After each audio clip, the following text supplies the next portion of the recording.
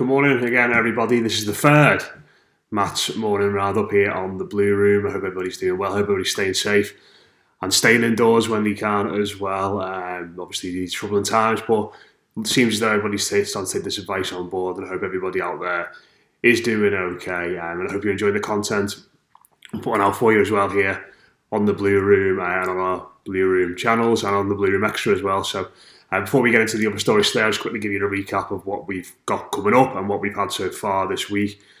As I've mentioned on these videos, we had our first ever 94-95 seasons recap. It's a series where we're looking back at specific seasons, significant seasons in Everton's history, and sort of going through them all with the people who lived and breathed the campaign. So the first one is the 1994-95 campaign, as I said. Joe Royle, Dave Prentice, Gav Buckland and that. We've also got 11s on there, and we've also got Subscribers Weekly on there with myself, Dave Downey, Les Roberts. Anyone who watches our videos on here regularly will know about who Les is, and Hannah Farrell as well. So that was another really good show. I had a great chat about Jordan Pickford actually towards the end of that. Obviously with the rumours about Gianluigi Donnarumma doing the rounds. Spoke about Pickford and his influence, and they've made a great sort of comparison between him and Wojciech Szczesny, which sort of sparked a bit of a discussion. So definitely worth checking that out as well. Maybe you had a loss or something to do. Like I said, I always include the links to those shows and links to our extra service in the caption below. Also, yesterday we had our weekly show. It was myself, Rob Vera from the United States, Ryan Reynolds from Australia, and Adam Sutton from right here in Liverpool as well. So that was another interesting chat. I spoke about Everton's transfer strategy, spoke about how the lads are getting on in isolation, about Carlo Ancelotti being on the phone to various different people at this point. More good stuff there. Like I said, do check it all out if you're at a loss of things to do. If you want to get involved, if you want to interact with us, do so. It's at the Blue Room actually on Twitter. There's comments here, there's comments on our Patreon service as well, so do let us know on that. In regards to the Everton stories today, main one, which got up and started my day by sort of indulging in this myself. It's Mikel Arteta's birthday, and of course Mikel has been having a bit of a tough time recently. Of course, he was announced it seems like a long time ago now that he tested positive for COVID-19. He seems to have recovered from that, and the club have put a fantastic little montage up of all his goals from his time at Everton. It's about 8.5 minutes long. It's probably a good 8.5 minutes, maybe better than watching this. No, it's a great 8.5 minutes, some fantastic strikes in there as well. Some goals that you just forget about that Mikel scored, really, really big moments in his time at Everton. The third goal on the video is actually one away at Blackburn in a grey or silver kit where he just sort of walks onto the ball and caresses it into the top corner. There's a goal, he scored his last ever goal for the football club actually. I think it was his last kick of the ball for Everton away at Blackburn, where Blackburn missed 2 penalties on the day and we get one in the 90th minute, quite a debatable one you've got to say. And he ends up slotting it in the bottom corner, giving us a last gasp winner.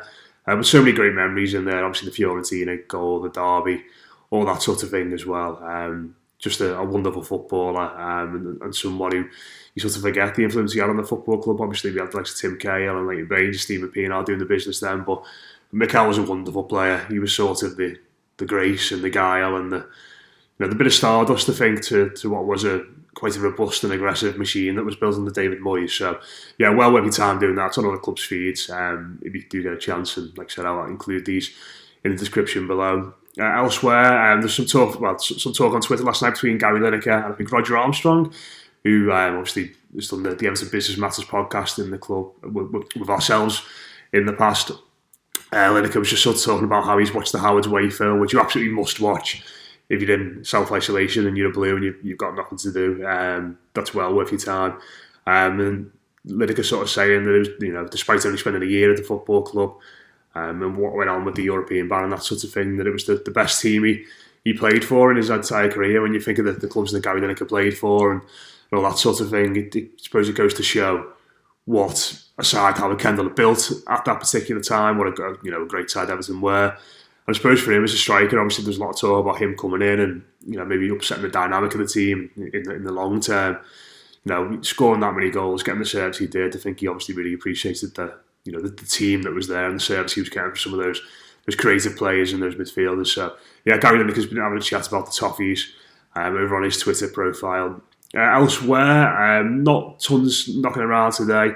There has been some stories in regards to Everton's interest in Lille defender Gabriel, and it's Nicola Shearer, who is an Italian football journalist who's got some stuff right about the football club in the past. He drops his messages on Twitter all the time in regards to the news and that sort of thing. He's saying that an agreement's pretty close with Lille defender Gabriel, who's somebody we've been linked with quite a lot recently. There's sort of rumblings towards the start of the season about Everton being interested in him and his profile. Obviously in the summer when the club weren't really looking like they had enough centre backs in that position. So yeah, it was an interesting one. That he's a commanding player. He's made 29 appearances for Lille this season in League One. Scored 1 goal. I've not seen tons of him, to be honest. Maybe this would be a good time to do a bit of a scouting report. But he is someone who looks really authoritative, someone who can cover the ground quickly, someone who's strong in the air as well. I'm not entirely sure from what I've seen he's the most comfortable on the ball, so I'm not entirely sure how that would fare in the Carlo Ancelotti side. Perhaps Carlo just wants someone to be a good solid defender. But I suppose that would, in the long term, ask questions about Everton's other defensive options. And I've got my Colombia shirt on today for those who are keeping track. I'm going to try, anyone who didn't watch yesterday's video, I'm going to try and have a different football shirt or dig out a different football shirt or a different football club of my own, doing these videos to don each day. And of course, this is Yerry Mina, the jersey Yerry Mina wore when he scored against England in the World Cup.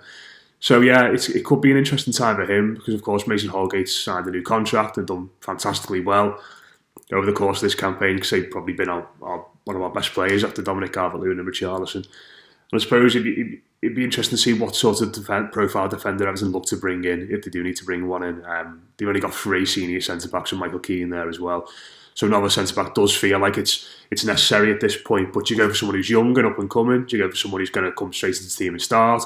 Do you look at someone who can be an understudy to Yerry Mina and Mason Holgate, who form quite a good partnership to just sort of give that partnership another year to blossom and see where those lads can go? Or you're just looking to upgrade straight away? So it's a really interesting one that Gabriel is young. He's probably a little bit raw still. He's got a lot to learn. So perhaps he could sort of be the third choice or, depending on Michael Keane's view, the 4th choice. We'll have to wait and see on that one. But that link doesn't feel like it's going away. It looks as though, of all the rumours you've had so far, obviously we spoke about Donnarumma and Alan and Koulibaly, that all feel maybe a little bit pie in the sky for the club at this moment in time. But that one feels like it's going to be here to stay. So keep an eye on that as well. Let us know what you think about Yerry Mina's future. Let us know what you think about the shirt. I absolutely love this one. Classic World Cup kit. This is the one I bought from the last World Cup. Really good stuff. In regards to the comments we've had over the past few days, thanks very much for those who've got in touch. We've got various suggestions about what we can do with the content. We've got suggestions about picking an 11 of Everton players that never won a trophy. We've got plenty in the current team to choose from, unfortunately, in that regard. But yeah, if you've got any ideas on that, let us know. Everton players, the best Everton 11 ever that never won silverware for the football club. Leighton Baines has got to be in, hasn't he? Absolutely got to be in. We've also been asked to do a couple of roundups in regards to players who are going to be in and out this summer and who could potentially be coming through the door to replace them. So that's what we'll definitely look at doing over the course of the next few weeks. Thanks again for watching. Hope everybody's staying safe out there. Like I said, do subscribe to this. I think it's down there. Yeah, I think it's that one there. I'm still getting used to this YouTube stuff, but I think there's a little button there. You can just click to subscribe if you haven't done already. Tomorrow, me and Dave Downey are going to be doing this together. Little Friday treat. Hopefully, for those of you that like me and Dave anyway, we're going to be sort of recording via Skype, or we're going to try and live stream actually, but we're not entirely sure if we can set it up yet. But we'll let you know either way. There'll be a video either way. We'll have a chat about various different things. Sort of looking ahead to the weekend and some of the stuff we've got coming up. We have got a lot of different stuff coming up on the Blue Room actually. Some of it could involve me and Dave doing a bit of commentary, which would be interesting given the way we disagree. But thanks very much for watching this. Anyway, do subscribe, do share, do stay safe out there, and we'll catch up with you again on Friday.